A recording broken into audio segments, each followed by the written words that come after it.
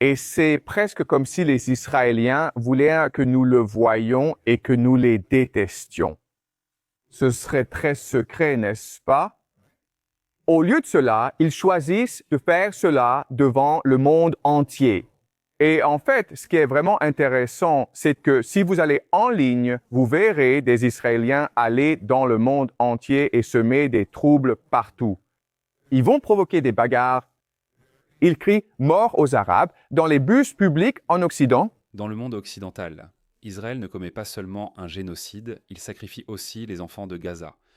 Et non seulement cela, Israël le montre au monde entier pour que tout le monde le déteste. Tout cela juste pour unir les Israéliens et provoquer la fin du monde. Je reçois bien plus de vidéos à stocker que je ne pourrai jamais en regarder en une vie entière. Donc je dois décider à quoi ça vaut la peine de répondre. J'utilise quelques critères. Combien de vues la vidéo a-t-elle? Qui en est l'auteur? Quelle est la taille de la chaîne?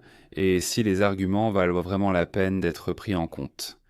Parce que chaque absurdité trouvée sur Internet ne mérite pas forcément une réponse. Vous savez, notre temps est précieux. Dans ce cas, la vidéo a beaucoup de vues, la chaîne est assez grande et la personne qui parle est professeur. Mais le niveau de stupidité des graphiques, alors, pourquoi s'embêter? Parce que ce professeur vient d'un pays que je n'ai pas encore mentionné, la Chine. Ce professeur répète essentiellement la propagande du Parti communiste chinois. Alors qu'en Occident, les professeurs critiquent souvent leur propre pays. Dans les dictatures, le rôle du monde universitaire est de diffuser l'idéologie du régime. Sans surprise, dans toutes ces vidéos, vous ne trouverez pas un seul mot de critique envers la Chine ou son gouvernement. Les pays communistes, la Russie, la Chine, Cuba, l'Allemagne de l'Est, la Corée du Nord, se sont traditionnellement rangés du côté des États arabes et contre Israël. Ils partagent beaucoup de points communs avec les régimes musulmans. Ils ne sont pas démocratiques, ils restreignent la liberté et ils détestent l'Occident. Mais ces 2 dernières années, la Chine n'a même plus fait semblant d'être neutre. Elle a ouvertement pris le parti du Hamas. Le 7 octobre, 4 Chinois ont été assassinés par des Palestiniens. La Chine n'a rien dit. Enfin, en fait, ils ont dit quelque chose. Ils ont condamné Israël. Alors pourquoi cela? La Chine se soucie-t-elle des Palestiniens, des musulmans? Bien sûr que non. Regardez simplement comment la Chine traite ses propres musulmans, les Ouïghours, camps de travail forcé, interdiction de leur langue, effacement de leur culture. Alors pourquoi soutenir les Gazaouis? Pas par compassion, bien sûr. C'est parce que la Chine a identifié correctement Israël comme faisant partie de l'Occident. Et le but de la Chine est d'affaiblir l'Occident en le divisant. Sur quoi est-ce que je me base en dehors des déclarations et politiques officielles chinoises sur TikTok et YouTube? Si vous croyez que TikTok n'est que pour des enfants publiant des défis idiots, vous êtes de sûrement vieux. TikTok est l'endroit où les jeunes s'informent. Et quelles informations reçoivent-ils? Celles que Pékin veut qu'ils voient. Vous ne me croyez pas? Voici 5 conseils pour échouer sur TikTok. Critiquez le gouvernement chinois. Parlez du Tibet, de Taïwan, de Hong Kong ou même d'Israël. Aucune de ces choses ne vous fera être mis en avant. Il existe déjà de nombreuses études sur les biais chinois.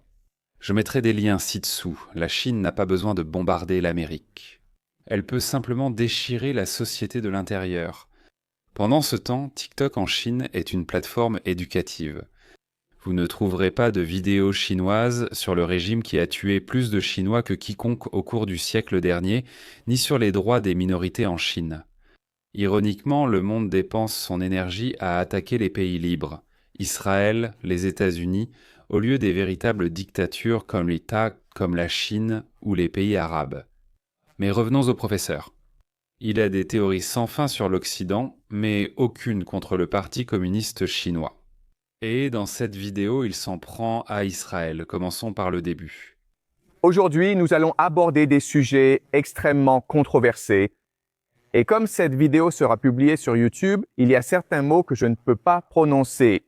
Donc, juste pour vous prévenir, je vais écrire ces mots, mais je ne vais pas les prononcer, car si je les dis, je serai censuré sur YouTube. Que se passe-t-il? Le mot qui décrit ce qui se passe, le mot que nous utilisons pour ce qui se passe à Gaza, c'est ce mot. Vous n'avez pas le droit de prononcer ce mot sur YouTube. J'adore cette introduction. On parle d'un sujet si controversé qu'on ne peut même pas le mentionner sur YouTube. Le mot interdit génocide. La moitié d'Internet accuse Israël de génocide. J'aime cette idée qu'on ne peut pas critiquer Israël. Vraiment, il n'y a aucun pays plus critiqué qu'Israël.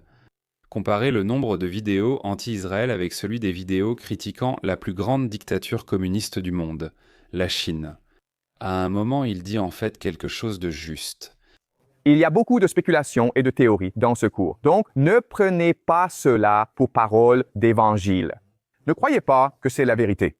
Le but de ce cours est de vous aider à traiter les théories et les idées pour mieux comprendre le monde. Ce sont des outils. Ce ne sont que des outils, d'accord? C'est les seules 20 secondes dans toute la vidéo où il a raison. Il admet que rien de ce qu'il dit n'est vrai, c'est juste des spéculations. Eh bien, un outil qui n'est pas basé sur la vérité est inutile. Et pourquoi aujourd'hui les Israéliens le font-ils à Gaza? Et souvenez-vous, d'accord? Ce que font les Israéliens est vraiment horrible parce que c'est vraiment une sorte de sacrifice. Pourquoi? Car 47%, presque la moitié de la population de Gaza a moins de 18 ans. Donc, la majorité des personnes qui sont tuées sont en fait des enfants. Ce qui est le plus frappant ou flagrant dans ce qui se passe à Gaza, c'est que nous pouvons tous le voir de nos propres yeux. Et c'est presque comme si les Israéliens voulaient que nous le voyions et que nous les détestions. Donc, selon lui, Israël ne se contente pas de commettre un génocide. Il sacrifie des enfants. Et il veut que le monde entier le voie et le déteste. L'univers et la stupidité humaine sont infinis, disait mon ami Albert Einstein. Si Israël voulait vraiment tuer des enfants à Gaza, il pourrait le faire facilement. La semaine dernière, le Hamas a détourné des fournitures pour bébés envoyées par Israël à Gaza. Pense à quel point c'est insensé. Aucun autre pays au monde n'envoie de l'aide à la population même avec laquelle il est en guerre, seulement pour que l'ennemi la vole. Mais les médias en parlent à peine, parce que cela ferait bien paraître Israël et mal paraître le Hamas. Et accuser les Juifs de tuer des bébés, c'est littéralement la plus ancienne calomnie de sang. Je ne sais pas à quel point ce professeur chinois connaît la culture occidentale, mais le peuple qui a interdit le sacrifice d'enfants, ce sont les Juifs. Le sacrifice d'Isaac, l'histoire fondatrice du judaïsme et du christianisme, a introduit l'idée que sacrifier des enfants est mal. Si vous voulez approfondir ce sujet fascinant, j'ai réalisé toute une vidéo sur les sacrifices à Jérusalem, l'enfer, le sacrifice d'enfants, le temple et même l'auto-sacrifice de Jésus. Lien ci-dessous, c'est l'une de mes meilleures vidéos. Quant à son affirmation selon laquelle Israël veut être détesté, oui, clairement un expert en histoire juive. La haine nous a toujours tellement bien réussi. Par exemple, vous pourriez simplement empoisonner leur eau. Ou vous pourriez empoisonner l'air pour que tout le monde à Gaza attrape un cancer fulgurant, n'est-ce pas? Et nous avons la technologie pour cela. Donc, Israël pourrait le faire en secret et personne n'en parlerait. Et dans 20 ans, 30 ans, la population de Gaza aurait complètement disparu. Ce serait très secret, n'est-ce pas? Au lieu de cela, ils choisissent de faire cela devant le monde entier. Et mon argument pour vous, c'est que c'est intentionnel. Ils veulent que le monde les déteste. Parce qu'en faisant cela, ils créent le tabou ultime. N'est-ce pas? Nous trouvons cela dégoûtant et méprisable. Donc, le monde entier va s'unir contre Israël. Mais devine quoi? C'est ce que la religion veut. Dans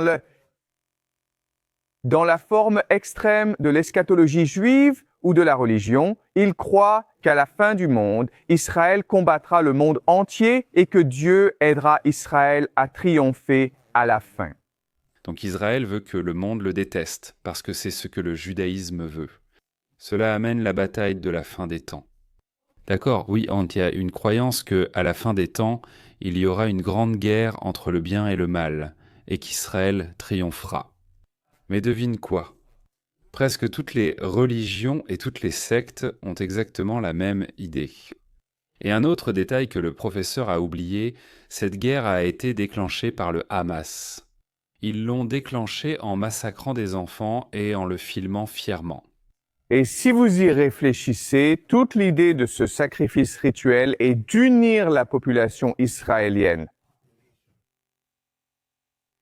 Et ce qui est extrêmement troublant et terrifiant, c'est que cela fonctionne. Bien sûr, les Israéliens sont tous unis derrière Benyamin Netanyahou, sauf que la majorité des Israéliens s'opposent à Netanyahou. Où ces professeurs vont-ils donc chercher de telles absurdités? Et en fait, ce qui est vraiment intéressant, c'est que si vous allez en ligne, vous verrez des Israéliens aller dans le monde entier et semer des problèmes partout. Ils vont provoquer des bagarres. Ils crient « Mort aux Arabes » dans les bus publics en Occident. C'est intentionnel. Ils veulent s'unir en divisant le monde, en mettant fin au monde. D'accord? Est-ce que ça a du sens? Les Israéliens parcourent le monde en causant des problèmes. Je viens de faire des vidéos sur l'Europe et les États-Unis. Allez voir les contributions que les Juifs et les Israéliens apportent à chaque communauté où ils vivent. Qui écrit réellement en France? Qui attaque des filles en Angleterre? Qui commet des attentats terroristes en Allemagne? Le Wisconsin ressent la présence, ce ne sont pas des Israéliens ou des Juifs, mais des personnes de la Jidja, de la religion du Hamas. Le professeur conclut, cela a-t-il du sens? Est-ce que cela a du sens? Réponse, non et oui. Non, il n'y a aucune logique dans cette vidéo, aucune preuve, aucune réflexion rationnelle. Et oui, parce que cela reflète parfaitement la ligne du Parti communiste chinois. Et pour un professeur chinois qui ne veut pas que lui ou sa famille soient envoyés dans un camp de rééducation, il est logique d'attaquer Israël comme le fait le parti. Les amis, je vous promets que la prochaine vidéo de débunkage sera d'un niveau intellectuel un peu plus élevé, avec au moins des arguments plus intelligents. Merci à tous mes soutiens, c'est grâce à vous que je continue. On se retrouve dans la prochaine vidéo. Yalla bye.